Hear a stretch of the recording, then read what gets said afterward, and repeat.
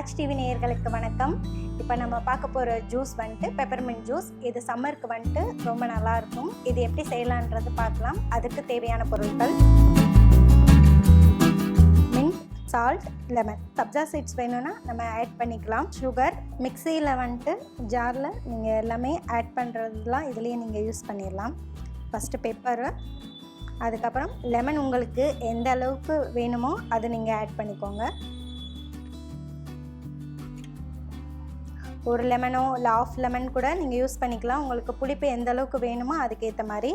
உப்பு வந்துட்டு கொஞ்சம் கம்மியாகவே பண்ணுங்கள், ரொம்ப ஜாஸ்தி வேணும். சுகர் உங்களுக்கு தேவையான அளவு.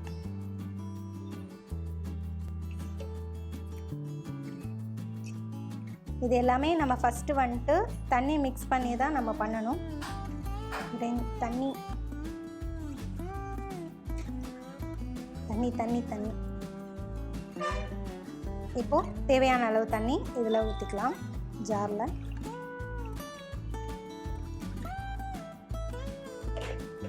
நல்லா இது கிரைண்ட் ஆகணும்.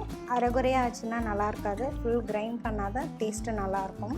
இது வந்துட்டு ஆஃப்டர்நூன் டைமில் குழந்தைங்களுக்கு, நம்ம பெரியவங்க எல்லாருமே சாப்பிட்டுக்கலாம். சுகர் வேணுன்றவங்க இதை ஆட் பண்ணிக்கோங்க. சுகர் வேணான்னா நீங்கள் சால்ட்டு கூட போட்டுக்கலாம். இது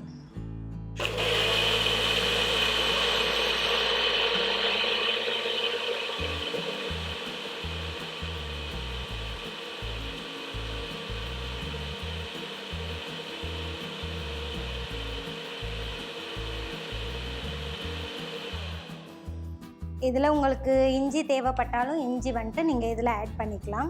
நெல்லிக்காய் கூட ஆட் பண்ணிக்கலாம், ரொம்ப நல்லாயிருக்கும் டேஸ்ட்டு. இது இப்போ பெப்பர்மின்ட் இது நம்ம ரெடி பண்ணியிருக்கோம். இது எப்படி இப்போது நம்ம வந்துட்டு தேவையான சப்ஜா சீட்ஸு அதெல்லாமே நம்ம சேர்த்து ஆட் பண்ணிக்கலாம்.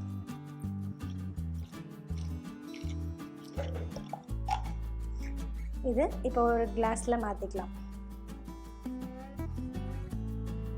ஓகே, இப்போ நம்ம கிளாஸ் பவுலில் மாற்றிக்கலாம்.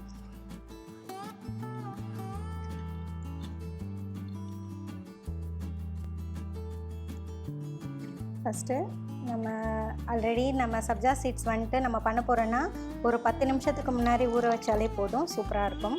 அதுக்கப்புறம் நம்ம மிக்சியில் வச்சுருக்க அந்த மின்ட் வந்துட்டு இதில் ஆட் பண்ணிக்கலாம். ஆட் பண்ணிவிட்டு நம்ம ஆல்ரெடி சோடா வந்துட்டு சோடாவும் யூஸ் பண்ணிக்கலாம், தண்ணியும் மிக்ஸ் பண்ணிக்கலாம்.